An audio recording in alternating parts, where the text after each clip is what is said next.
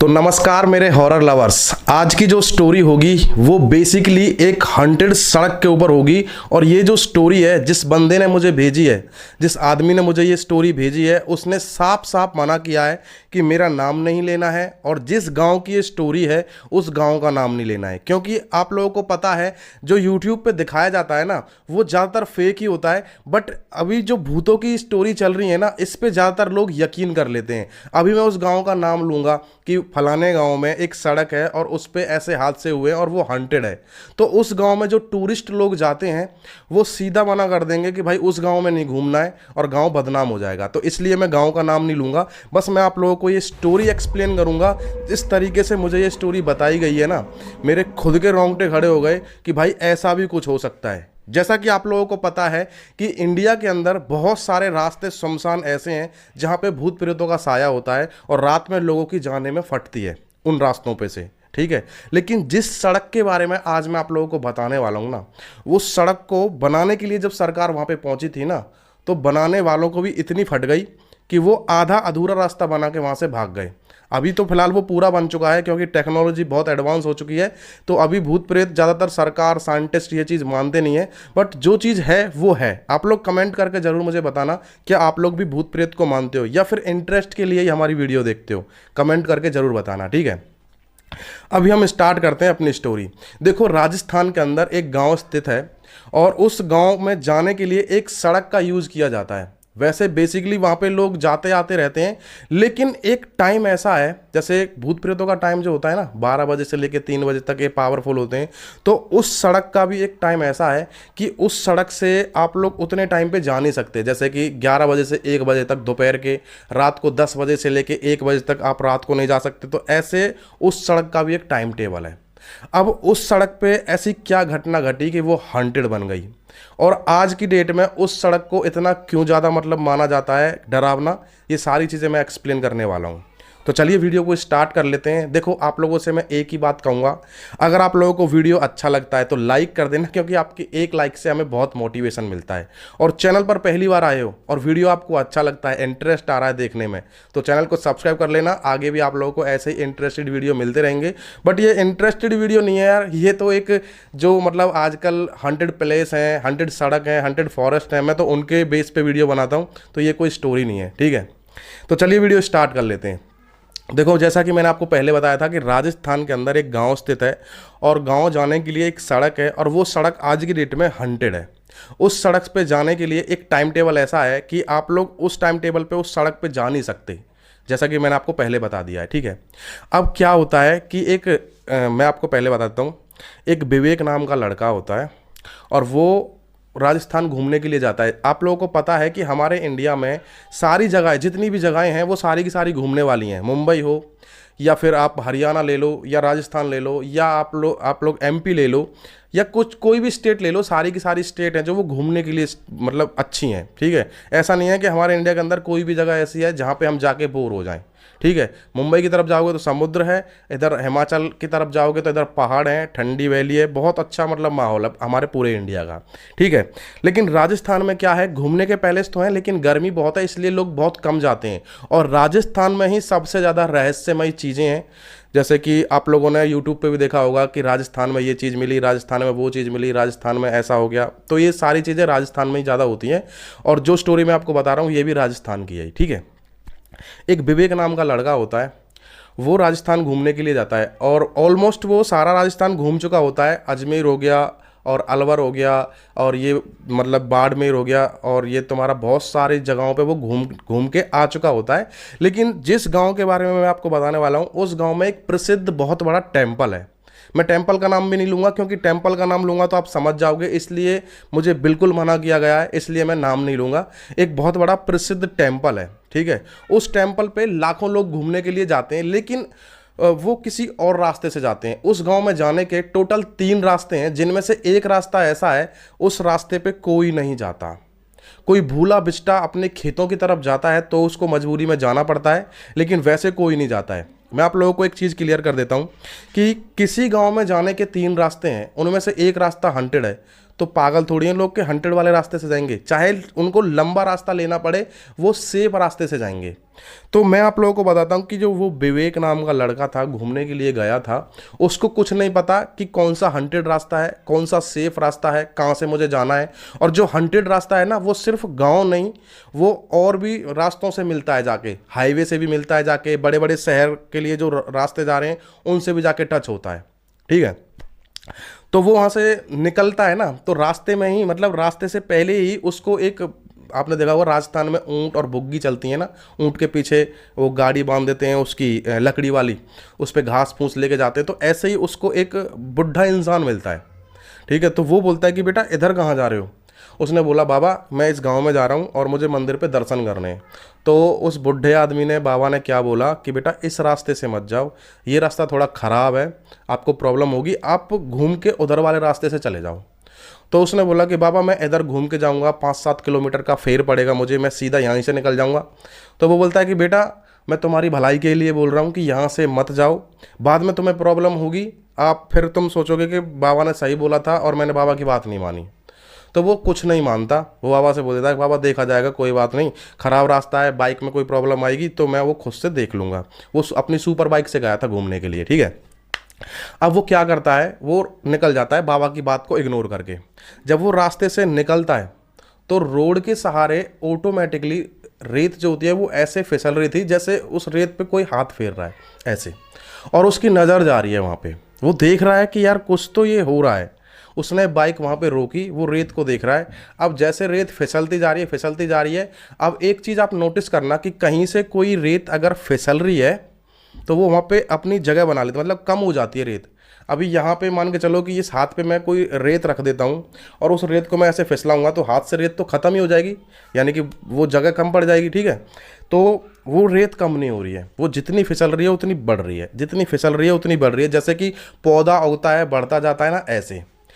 लेकिन उसने इस चीज़ को लेके ज़्यादा पैनिक नहीं किया, ज़्यादा उसको मतलब वो सोचा नहीं। वो ये सोच रहा था कि हो सकता है कि यार राजस्थान है, रेतीला मतलब रेतीला स्टेट है, तो हो सकता है कि रेत फिसल रही है, बढ़ रही है, यहाँ तो रेत बढ़ती रहती है।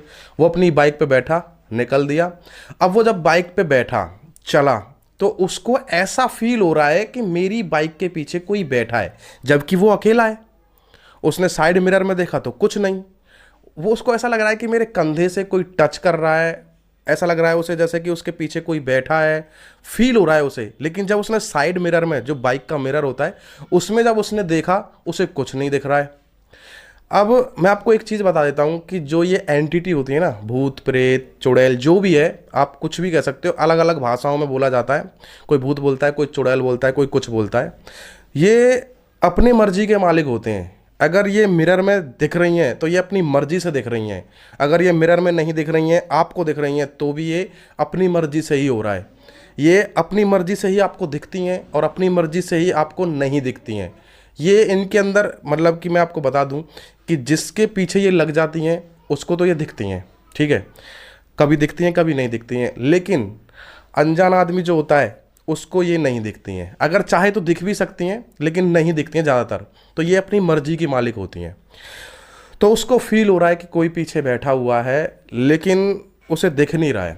तो उसने जब बाइक थोड़ी सी स्पीड उसकी बढ़ाई तो तब उसके दिमाग में उस बाबा की बात याद आई कि बाबा ने मुझे डायरेक्टली नहीं बताया कि इस रास्ते पे ये प्रॉब्लम हो सकती है, उसने इनडायरेक्टली बताया। क्योंकि डायरेक्टली बताता तो भाई सीधी बात है उसको डर लग जाता, और डर लग जाता, क्या पता आजकल के जो नौजवान हैं, आजकल के जो लड़के हैं 20-25 साल की उम्र के हैं, वो अपने आप में ही चैलेंज ले लेते हैं। अभी कोई बाबा टाइप में या फिर कोई बुढ़ा आदमी कोई बोलेगा कि भाई इस रास्ते से मत जाइए, इस रास्ते पे ऐसे ऐसे हो जाएगा, भूत प्रेत रहते हैं, तो वो अपने आप में चैलेंज ले लेगा कि अरे भूत प्रेत साला हम देख लेंगे, ये कर देंगे वो कर देंगे, चलो भाई इस रास्ते से। इसलिए बूढ़े बड़े जो होते हैं ना, वो भाई अपनी समझ से ही बात करते हैं, और वो ज़्यादातर लोगों से इस तरीके से बात करते हैं कि उनको समझ में भी आ जाए और अपने आप में वो चैलेंज भी ना लें। तो लेकिन उसने चैलेंज तो नहीं लिया, लेकिन उसको समझ में नहीं आया, वो चल दिया। अब उसको ये सारी जब बातें याद आई ना, तो उसने सोचा कि भाई आज मैं गया, कैसे भी करके यहाँ से आज मैं निकल जाऊँ, ज़िंदगी में इस रास्ते से नहीं आऊँगा, चाहे कुछ भी हो जाए। वो बाइक की स्पीड बढ़ा रहा है और उसको यहाँ पे शोल्डर में ऐसा फील हो रहा है कि कोई शोल्डर ऐसे दबा रहा है, ठीक है। अब उसकी किस्मत इतनी अच्छी थी कि सामने से ना एक पिकअप गाड़ी आ रही थी। पिकअप जानते हो ना कि लोडिंग वाली पिकअप, जिसमें लोडिंग करके सामान ले जाते हैं, दूध वगैरह ले जाते हैं, तो वो उसको पिकअप बोलते हैं। ठीक है, मैं स्क्रीन पे लगा दूंगा। पिकअप गाड़ी सामने से आ रही थी। अब पिकअप को देखने के बाद उसको चैन की सांस मिलती है कि वो यार चलो कुछ तो आ रहा है सामने से। उसने हाथ मारा ऐसे, भाई रोकना।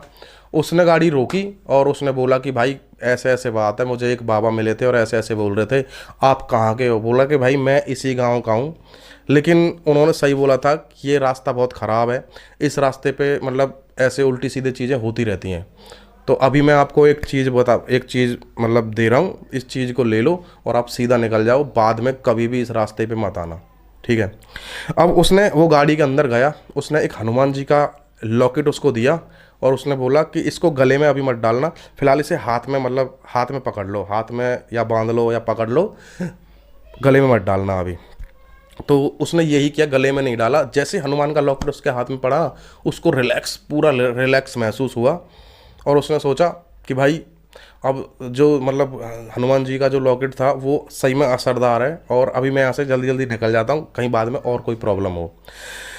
तो अब यहाँ पे ट्विस्ट देखना क्या होता है रियलिटी में। देखो वीडियो रात में देख रहे हो ना, तो मैं बोल रहा हूँ कि यहीं से बंद कर दो, क्योंकि रोंगटे खड़े होने वाले हैं।